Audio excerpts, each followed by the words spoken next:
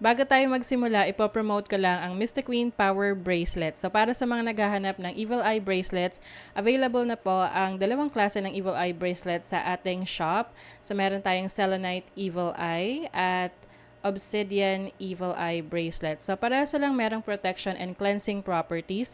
Ang kaibahan nga lang is ang selenite is nagre-recharge rin siya ng mga crystals and semi-precious stones na kasama niya. So pwedeng isuot nyo to alongside with other bracelets and i-recharge din niya yon. Ayan. And marami rin tayong iba pang mga bracelets dito for protection and also for healing, attraction ng money, love, and prosperity. Ayan. So, lahat po yan nasa aking online shop. Pakicheck nyo na lang po. Lahat ng link ay nasa description. Happy shopping! Taurus, hi! Welcome to Mystic Queen PH. At ito ay isang timeless reading for you. Anytime na mapanood nyo to as long as makaka-resonate kayo, this reading is for you. And of course, this is a general reading. So, maaari kayong makarelate, maaring hindi. Just take what resonates. Panoorin nyo rin yung Sun, Moon, Rising, and Venus signs ninyo. Para sa iba pang mensahe, meron tayong video na nagpapaliwanag tungkol doon. Link on the description. And thank you so much sa lahat ng sumusuporta dito sa ating channel. And just a reminder that you have the power to create your own reality. So gamitin nyo lamang ang reading na ito bilang gabay.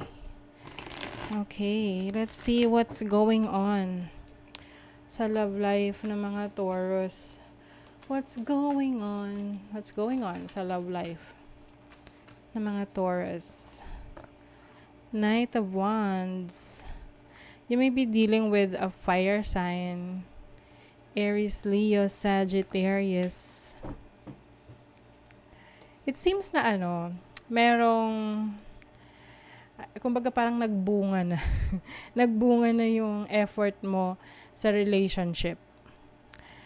And maaring may iba sa inyo nagtiis, no? Nagtiis kayo sa person nyo. Syempre, wala namang taong perpekto. So, yung mga pinagtiisan nyo sa inyong partner ay worth it kasi nakikita nyo na may nagbabago sa kanya. For the better. Ayan. So, let's see. Parang hindi nyo sinukuan. Yung person nyo. So, ano yung recent past? Recent past ng mga Taurus. Justice. And the Chariot. Recent past, parang may katotohanan na tinanggap. Oo.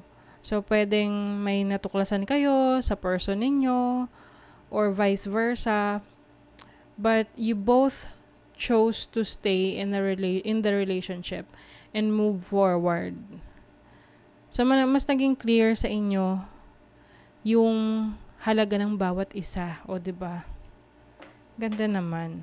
So, you may be dealing with a Libra or a Cancer or a Sagittarius.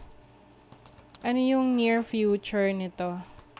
For Taurus, what's the near future? Para kasing meron ditong naghabol. Oo. Uy. Alam nyo, Taurus, hindi porket tawag dyan, na-overcome nyo na to, tapos na. Meron pa ring challenges, of course, in the future. Maaring I think kasi pwedeng you are dealing with someone na medyo playful na tao. Yung tipong complicated yung situation niya sa relationship. Possible na maka-experience kayo ng temptation in the future. So, kailangan umiwas sa temptation na yan para hindi maging problema in the future. Okay, let's see. Ano yung feelings ng person mo towards you? Anong feelings ng person ng Taurus? The Hermit. You may be dealing with a Virgo, Ace of Pentacles. So I think yung person mo, gusto niya kasing ayusin yung relationship ninyo. Pinag-isipan niya tong maigi, binigyan niya ng chance. So talagang you are both fighting for this relationship. Kumbaga, hindi lang ikaw yung lumalaban para sa kanya. Pati siya, lumalaban rin siya para sa'yo. 'Di ba? Let's see your feelings. Ano naman feelings mo towards your person? The King of Swords and the King of Pentacles. I think kasi you're serious in this relationship. You are on the practical side of the relationship. Alam mo na meron kayong ma-achieve together if you stay strong together kahit na may mga temptation sa paligid. So you're still want to stay in this relationship. Ayan, 'di ba? May Sun. Kasi parang inisip mo, sayang yung effort mo sa relationship na to kung mauuwi lang sa wala. So you feel like you owe it to yourself to keep this person sa'yo. Kasi pinaglaban mo to. Oo, inilaban mo siya. So, I think naman, worth it naman yung effort na binigay mo sa relationship na to.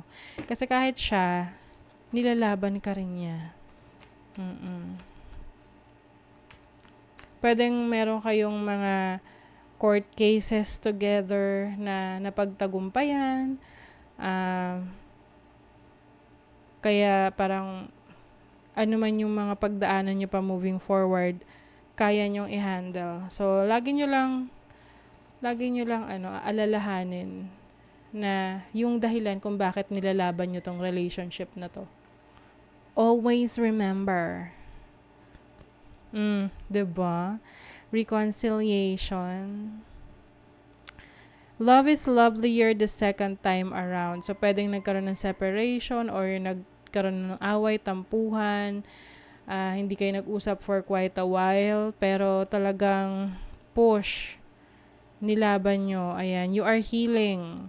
Nagkaroon ng kapatawaran. Nagkaroon ng kaya naging madali sa inyo na mag-heal from your past. And then, mahal nyo talaga yung isa't isa. Parang pag magkasama kayo, hindi nyo kayang hindi ma-express yung love nyo for each other. So, parang parang mala Romeo and Juliet yung nakukuha kong energy dito. So, let's see, ano yung feelings ng person mo? Anong gusto niyang sabihin? Have my kids. Oh, gusto niya magkaanak kayo. I want to have a family with you. I know you'd be an amazing parent. And I dream of the day I can experience raising a family together. O, gusto niya mag-raise kayo ng kids ng family together. Oh, seryoso to Emotional intimacy. I'm afraid to truly open up to you. Being raw and authentic with my emotion is something I'm still working on. So, maaaring yung person mo, hindi siya ganun ka-open sa kanyang emotions. Kaya, may mga pagkakataon na nahihirapan siyang i-express yung feelings niya towards you or towards a relationship.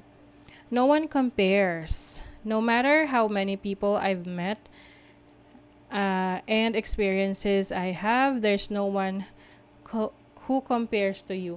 Ano yung kantang, no one else comes close to you. Parang ganun. No one compares o hindi ka raw walang maikukumpara sa'yo. Yan. Nothing compares to you. Ganun. So, tinan pa natin. You may also be dealing with a Capricorn, Sagittarius, Virgo, Leo or Libra, and Cancer. Demonstrate love. Find out what is important to those you love and act on it. So, importante sa relationship ninyo, yung nagpapatibay sa relationship ninyo, yung yung naipapakita niyo yung love niyo for each other. Yung love language ninyo, yan yung magpapatibay sa inyong relationship. Okay? So, that is your reading, Taurus. Kung nagustuhan nyo to, naka-resonate kayo, mag-comment kayo dyan. Like, share, subscribe para lagi kayong updated sa ating mga readings. Thank you so much, Taurus. See you again.